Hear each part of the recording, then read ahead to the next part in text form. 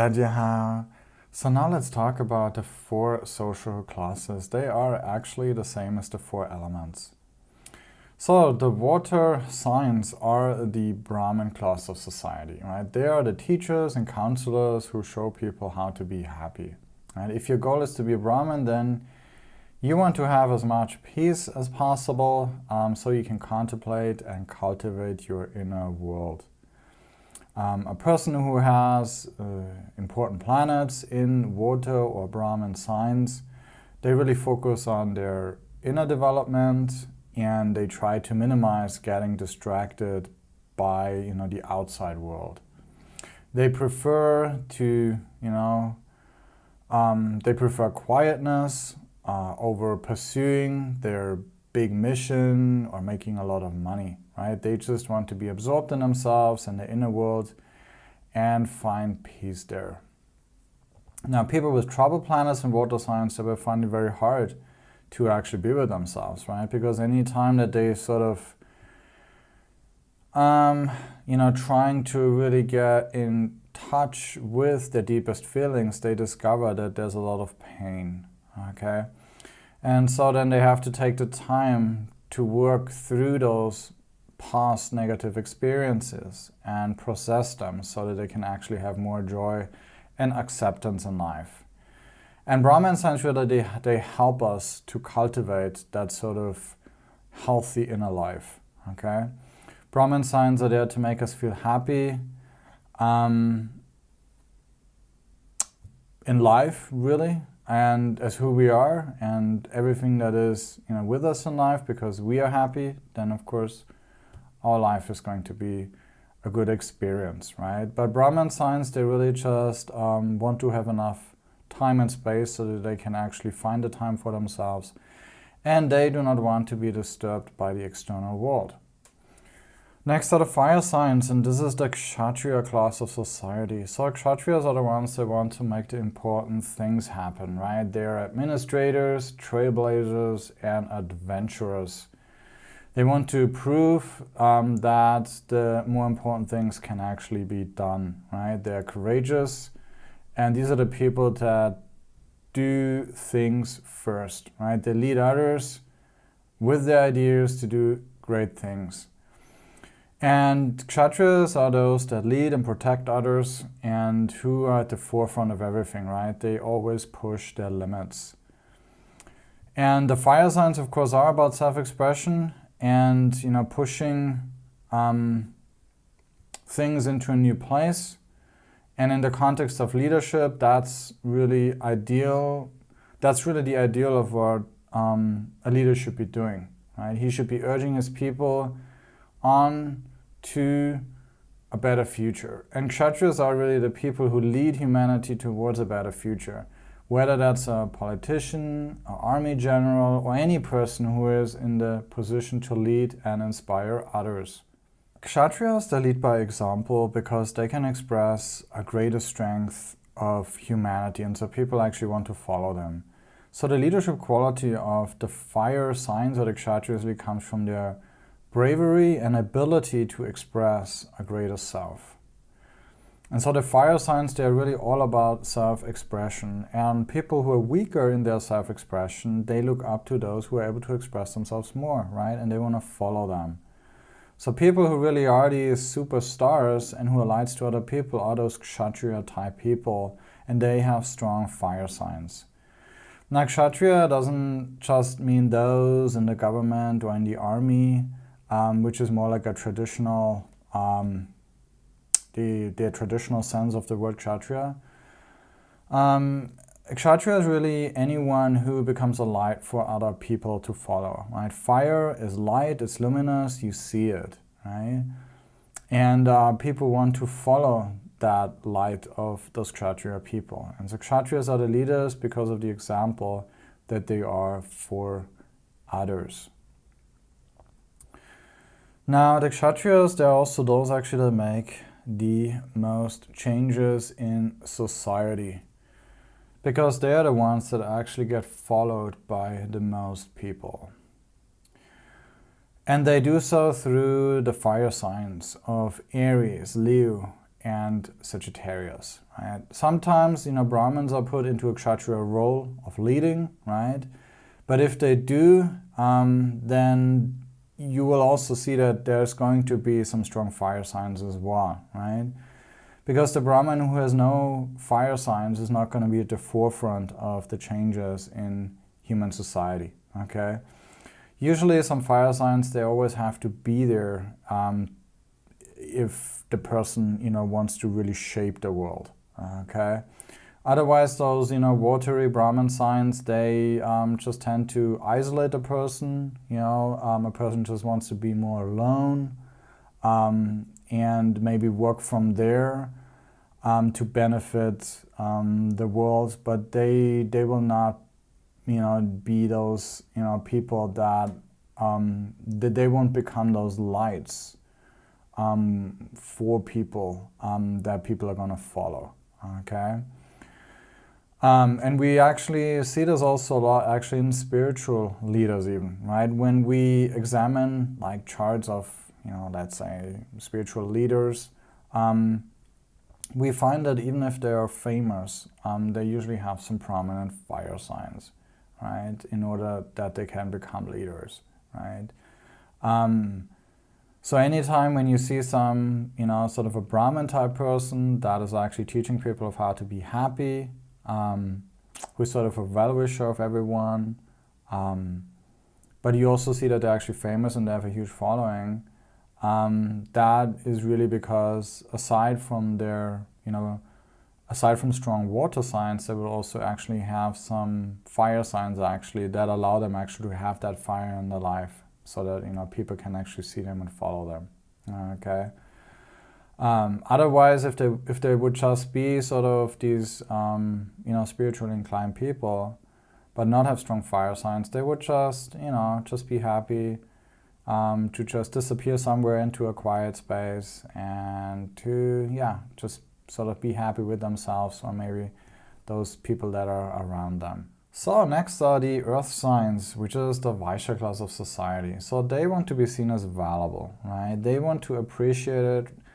They want to be appreciated for the value that they can provide for society. Vaishyas, of course, are the business people. They are the artisans, right? These are those artisans that, strive to really create some beautiful artwork or craftsmanship. People appreciate them actually for their ability to do something on a really high level, right? And they actually have the talent to provide, to improve people's quality of life, okay? And so when the earth signs and the Vaishya signs are healthy, then a person will do whatever they do to the best of their ability, right? They want to do a good job, and it is important for them that they can really offer a good product. Even if they import something from abroad, they will make sure that it's a good product, right? They do not want to sell trash to their clients, right? They provide something of good quality because it's important for them to maintain a good reputation, right? They want to know that, they are really a useful and valuable member of society, right? And people with good earth signs, they do things well and they really care about good quality. And then, of course, also they want to get a fair remuneration as well for what they offer, right? Vaishyas usually are trained people, they are specialists, they're really experts at what they do, and they really take pride in their services. And the money that they get is really just a measure of how much people respect their work. So now let's talk about the air signs or the Shudra class of society. The majority actually of people in society are those with Shudra mentality. Now their idea about life is very simple. I just need to get through life safely. I want to also enjoy my life, and I'm not here to do anything great, right? So in that sense, they have a very simple life because they're not, leaders of society. They just do their jobs, come home, and enjoy their life. And if the air signs are healthy, then they can actually make enough money to enjoy their life, but they do not have all these burdens and pressures, that they need to have a big purpose, or they need to become learned and wise, or any of those things. They just love their holidays, make a big fuss out of perhaps family gatherings, right? If they get together with their family on certain occasions, then they really enjoy that time together, like during festival days. And if they see their kids happy there and other family members there, then this is sort of what they appreciate a lot, okay? Now, Kshatriyas, on the other hand, they might actually get restless during those times of holidays, right? Because they don't want to just be sitting around for days on end without doing anything meaningful. They already have so many ideas of what they want to do. They have, perhaps big responsibilities, big projects, and so they want to rather be there. Brahmins, they don't want to be disturbed in their studies. They rather contemplate life than, going to those, family gatherings, or at least, more than they have to. And Vaishyas, they might already think about how they can, improve their services, how they can perhaps make more money because they can provide better services and satisfy their customers more, okay? So those three classes of society, the Brahmins, the Kshatriyas, and the Vaishyas, they really feel a lot of pressure to pursue their ideas, to fulfill their responsibilities, right? But Shudras, in a sense, they can be a lot more laid back, right? They don't feel the pressure of doing something special. They can take life a lot easier, They just have to deal sort of with their everyday sort of problems that are there, when you have a family and when you make money, okay? And so they work hard, they can enjoy life, and then just take care of their problems in sort of a healthy, sensible manner, right? And usually their problems are those basic human problems. They can just be taken care of with a little common sense, right? The problems of Vaishyas, they tend to be a lot more urgent because they're the ones with a high level of skill, for example, right? The doctor just has to come quickly if there's an emergency operation, right? More than anyone else, Kshatriyas are the ones that are going to get pulled away from the families, right? Because they have the biggest ambitions. They have the biggest ideas, right? They are the people on top that move society and also engage everyone else in their plans and projects, right? And so ultimately their ability of self-expression is really the least conducive to, family affairs. People with strong fire signs, they tend to sacrifice a lot of things actually in their life, right? That's what fire does, right? It is typically related to sacrifice. And so they won't just always be there with families, right? The Shudra signs, we were there for their kids and their close people the most. And Brahman and Vaishya signs, we were there sort of about the same often, right? They will be there quite regularly most of the time, but not always. However, the fire signs are quite opposite those social air signs, right? Fire is all about self-expression, and air is just the opposite. It's all about, right, social relationships.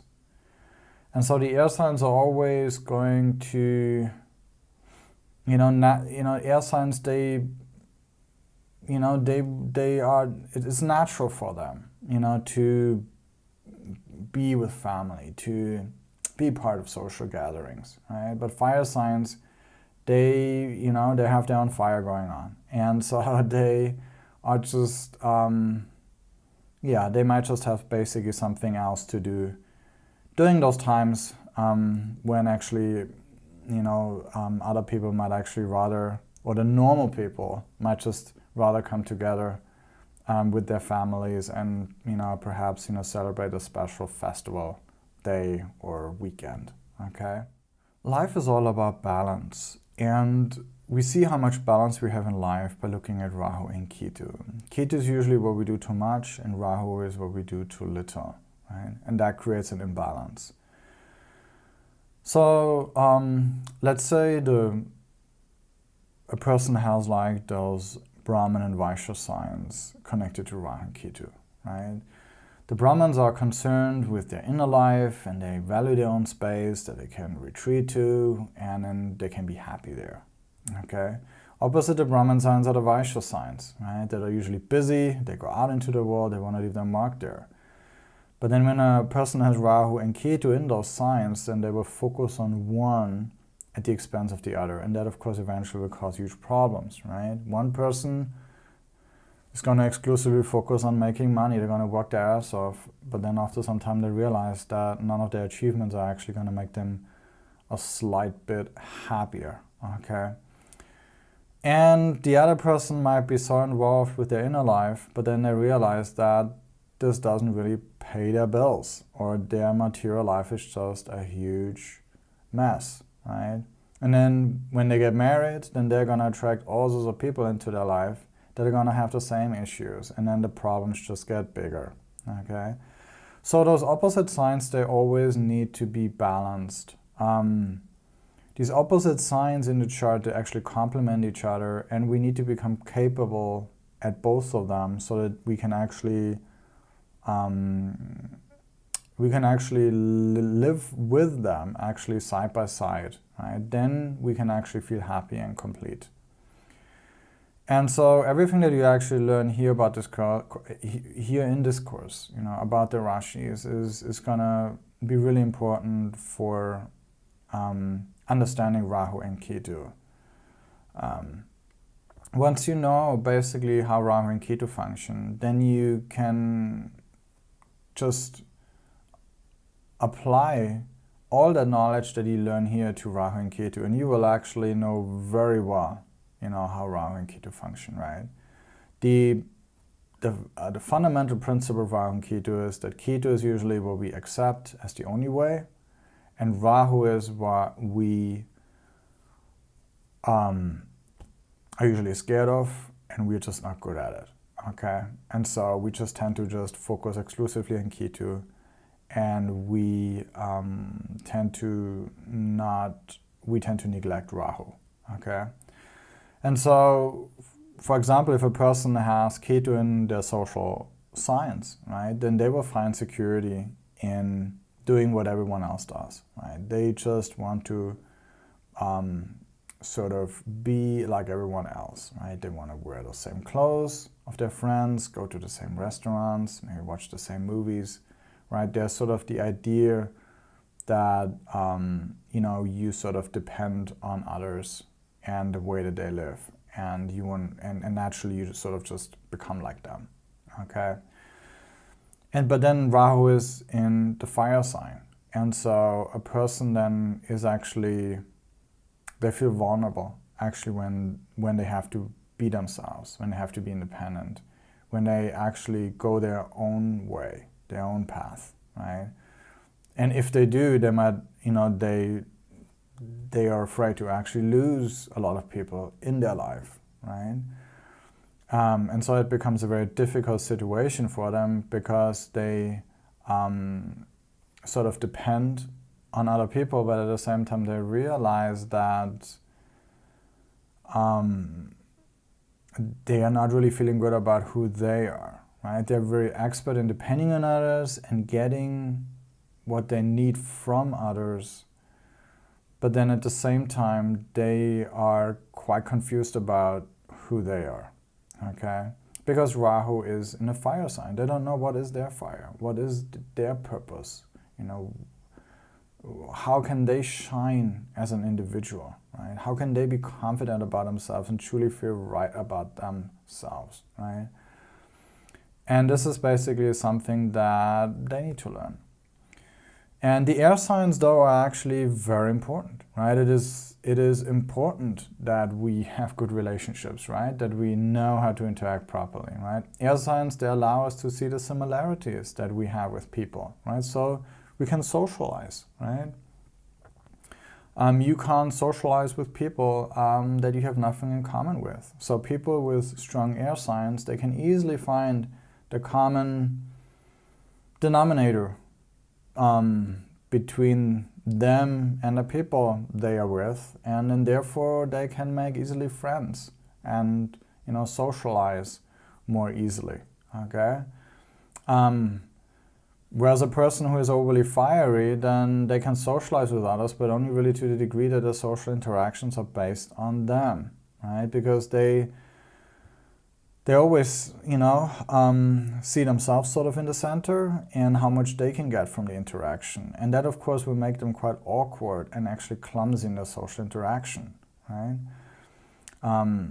But if a person has good air signs and they interact, and they can interact quite harmoniously with anyone they meet, right? Because they can sort of find a common denominator and connect with other people.